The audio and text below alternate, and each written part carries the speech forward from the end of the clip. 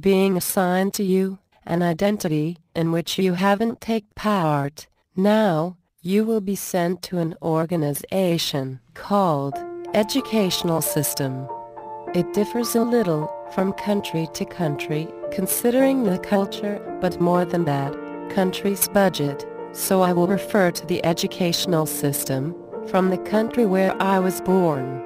The differences are almost less important, considering the similarities. On the contrary, there's a very good word. Am I right, Bert? Kindergarten lasted about 3 or 4 years, but varies. In kindergarten I learned many stories, tales, things related to the imagination. Why? I do not know. Nobody told me, neither until today. Well, you must understand that today we expose children to artificial values first. Moo moo, said the cow. Ba ba, said the sheep. When you bring up children with that kind of garbage, they can learn geology, children can learn engineering, mathematics. Children are capable of learning the same thing adults are. It takes just as much garbage that you fill the kids' heads with, and you keep pumping information into their head that's unreal, and then you expect them to be able to think later on. Children can learn to read at a very early age. They can understand complex things like continental drift. They can understand volcanoes, nature. They can understand the symbiotic process. But you have things like a Mickey Mouse Club. Imagine that. Imagine all the ridiculous things that children are exposed to. So here we damage them right away because we think, well, I guess that's the way children are. No, they are not. I can like to say this about my own little boy. When he was about 4 years old, he said, Daddy, the wheel came off my toy car. Will you fix it? So I said, so it did. I'll get you baby toys where the wheels don't come off. And I threw the car in the garbage. Well, I watched him, and I noticed that lower lip come out. And he said, you throwed it away. So I said, yes, I did. So he said, well, maybe I can fix it. And I took it out and I gave it to him. And he tried to put it together, and he did put it together within a few minutes. Then I picked him up and said, that's wonderful. How did you do that? He said, I'm not that little. In other words, if you give kids responsibility, instead let Daddy solve this, let Daddy do that for you, let Mommy fix that, you produce a blob that doesn't think.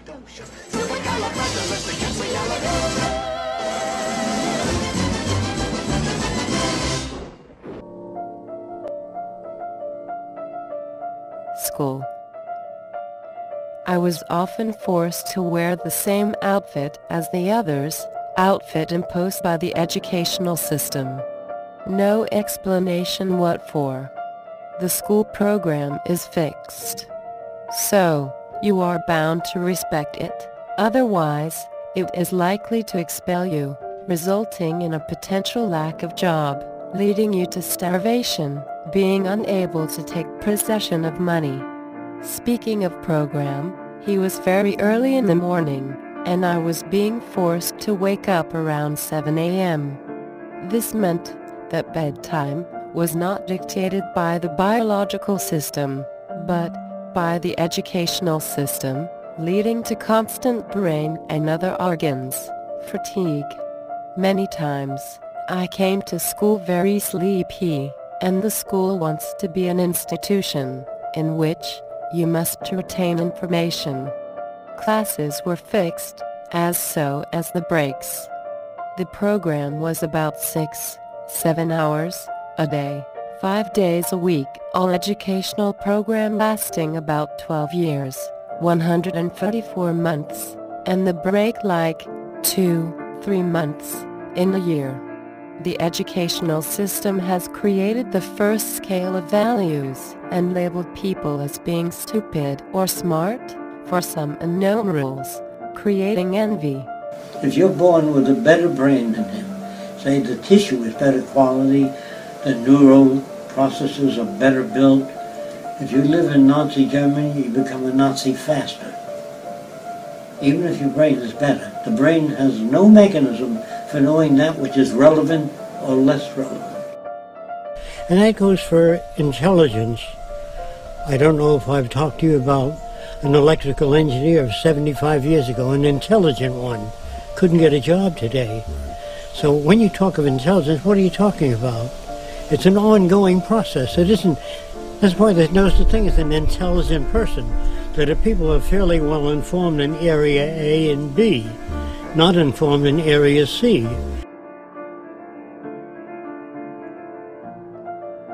Also, school promoted competition that leads instinctively to dispute. And do not forget that the competition here may have winners and losers. Mostly, the school in which I, along with millions of children, have taken part, created a scale of values and promoted competition. Also, it destroyed something very important, the curiosity, since nobody gave you any explanation for the way you were bounded to behave there, just telling you to do things without asking. You say you're worried about kids. I'm not worried about kids, I'm worried about grown-ups, okay? These are the ones who vote. These are the ones who tell you, the world is coming to an end in 2012. Kids don't say that, grown-ups do. I'm worried about grown-ups who say, read my horoscope, tell me whether I'll find money tomorrow. Grown-ups say this, not children, okay? Children do not read horoscopes, okay? Children are perfectly happy counting through the number 13. Children are not afraid to walk under ladders. They see a black cat cross their path, they say, oh, look, kitty, kitty, they want to pet it and not run in the other direction. Children are not the problem here. Get me started. Plus, kids are born curious. They're always exploring. We spend the first year of their lives teaching them how to walk and talk, and the rest of their lives telling them to shut up and sit down.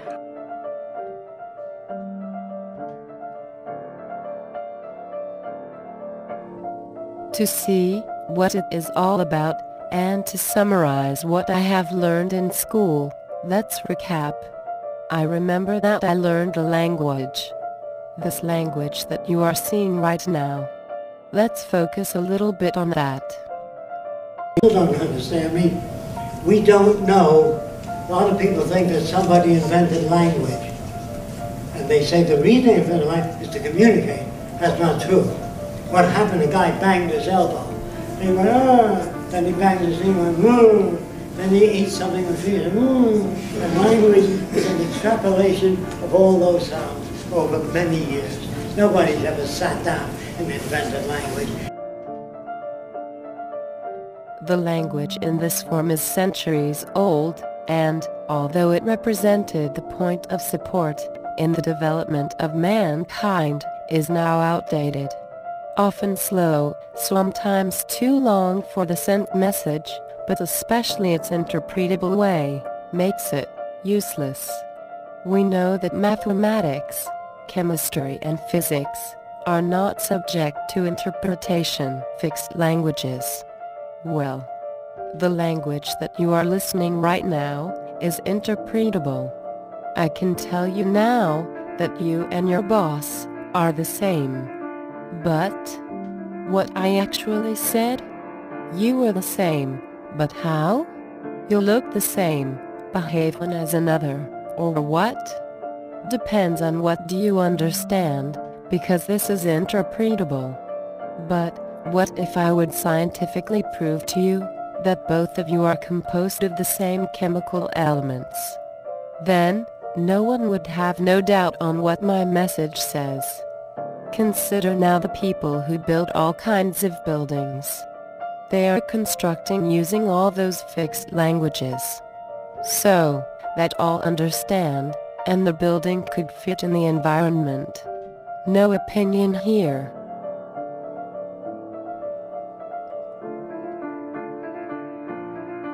So, in those 12, or for me even 15 years, of school, I learned a more exceeded language that is more confusing for the current world. Moreover, I have learned the language of hundreds of the same type, which does not helping me when I leave the country.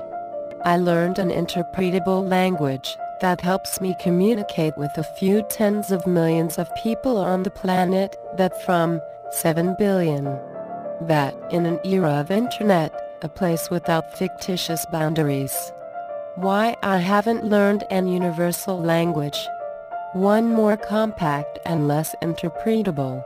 Or why I didn't learn the other fixed languages better than this interpretable one. I have possible theories, but it doesn't matter, matters only to ask yourself. Besides this language, I have learned mathematics, and even after I finished school, I thought that mathematics is a bunch of letters and numbers, with certain rules, and that everything is a game for brain development. My colleagues thought the same thing, or maybe some of them do not even ask. I concluded to this theory because nobody, ever, could give me a more detailed explanation, other than, you need to know to calculate. Calculate money? Or what? I'm wondering if my old colleagues know, until today, what mathematics really means. The same happened with physics and chemistry. Blackboard, white chalk, and a professor with a fixed character, together with fixed and obligatory school schedule, pushed me away from reality, and all those fixed languages have become nonsense bonds. That's why many students hide such classes. They are not explained to the real value. To remember that, no such fixed language could help me in daily life of the monetary system, because the basic language used here is the one that you are witnessing right now, a language old and subject to interpretation. I also learned geography and history. History never interested me because I did not know if indeed such things happened. They were just writing for me, and the present is much more important anyway. Besides, I didn't reconcile with stories where armed criminals were seen as leading heroes. Geography teach me names that she said were countries. That means some portions of planet Earth were conquered by people, just as monkeys do, and named after. This is the concept of countries, that is how the countries evolved. Even today, those things that separates areas exist, and are dividing the human species, leading to racism and instinctively slowing progression due to separation. Countries, cities, have no importance, because the earth itself is of anyone. You can define a piece of earth, name it, and saying it is yours, only by imagination, and will be recognized by others in its value only if others accept that as being true. Also, through imagination. That's what I retained from geography, names and imaginary demarcation. I learned about God and religion on a theory that says that the world was created by a divine creature within 7 days. Basically, the theory was promoted and accepted by all, especially as it was taught in school as being true. It is in contradiction with other subjects learned in school, such as physics, chemistry or biology, even with reason, and for me, it just created confusion. The school has focused very little on sport, music or drawing, so I cannot remember anything to be learned from these areas. The more I got closer to the end of these 12 years, the less rationality in what I learned. What we learn in school do not have any tangent with reality, but just with the possible college. In the monetary system, college is the final step of this human education, and college will prepare you for a job. That leads the educational system into a system of training workers.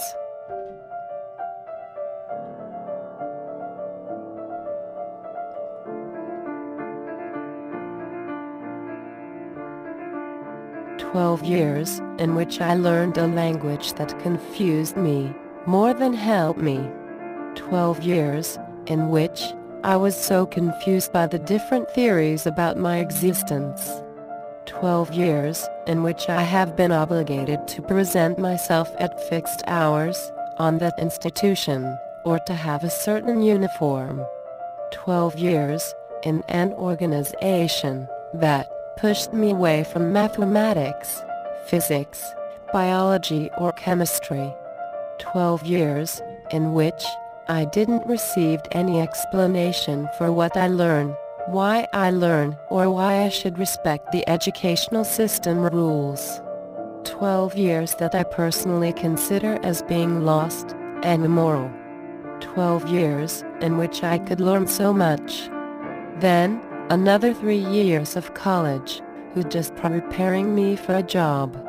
So, where is the education? Maybe the country where I was born was to blame. But then, you can think of the years you spent at school, and the information withheld, then report that to reality.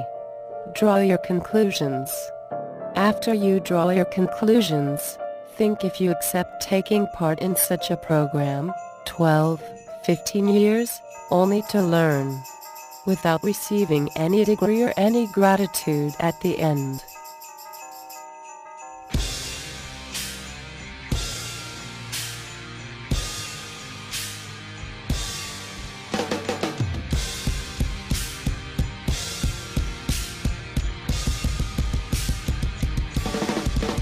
Now, let's look at how children learn, and how schools might look into a system focused on progress and freedom of human beings.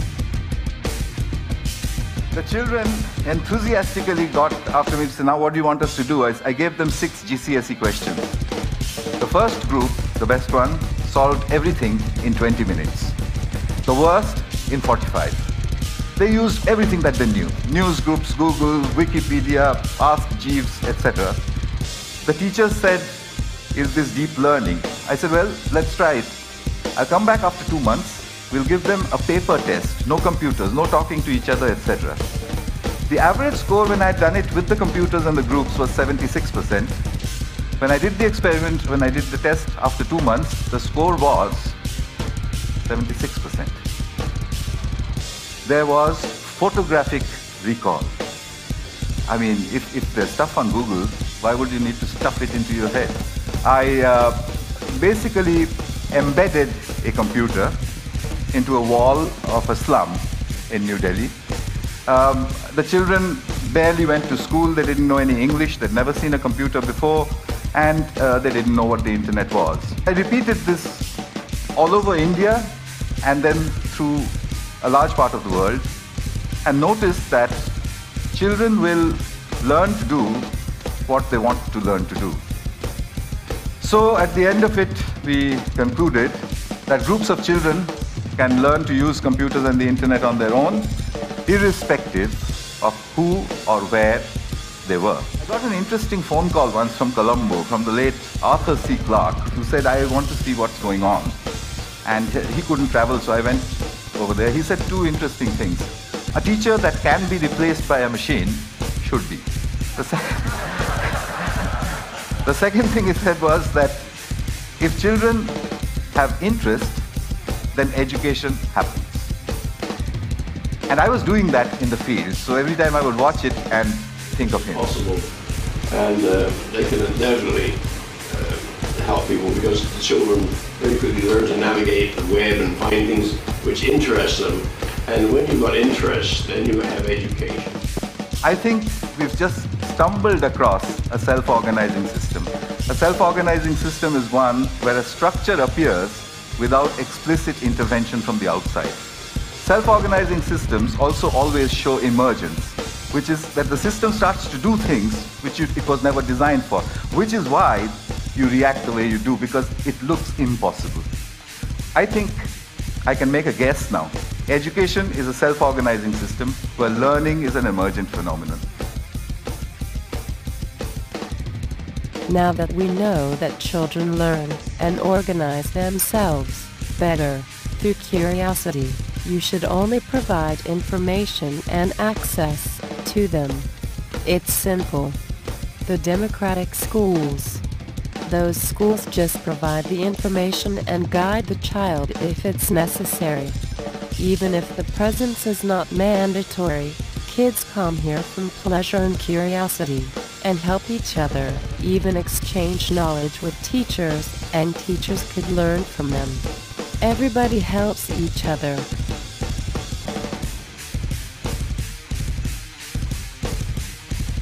Conventional schools are based on the principle that children don't want to learn.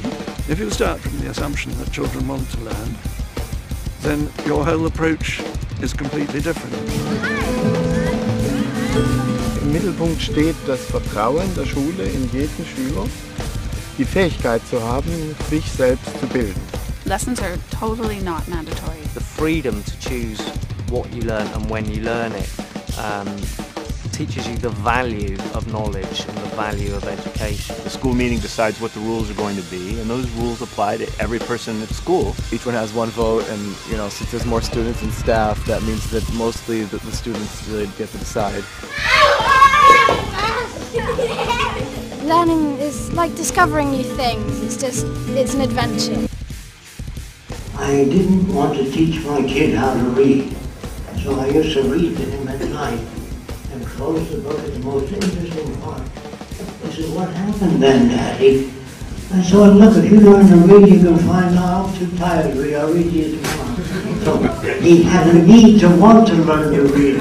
Don't teach children how to read. Don't teach them mathematics. Give them a reason to want it. Because everybody doesn't know what that means. In school, they're working ass backwards.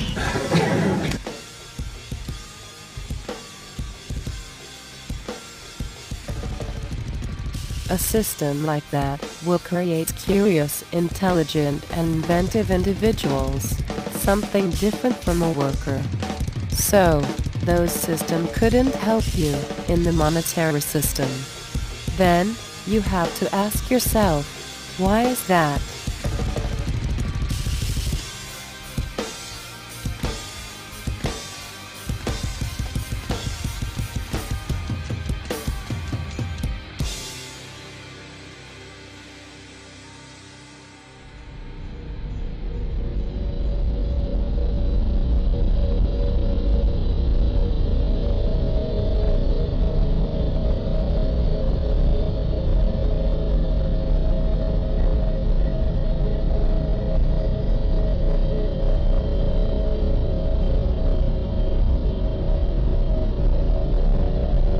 An individual of the human species, the dominant intelligent species on planet Earth, should learn how he and the environment works to try to understand what is happening around him. This, through the best and demonstrable information possible. It's a mockery to use 12, 15, or even more years of a human being's life, that is around 70, 80 years, to prepare him to become a worker, or to take into account the culture when learning a language of communication. It is against evolution, such an educational system, and just makes the human species to go forward. Not in a straight line, but in ellipses.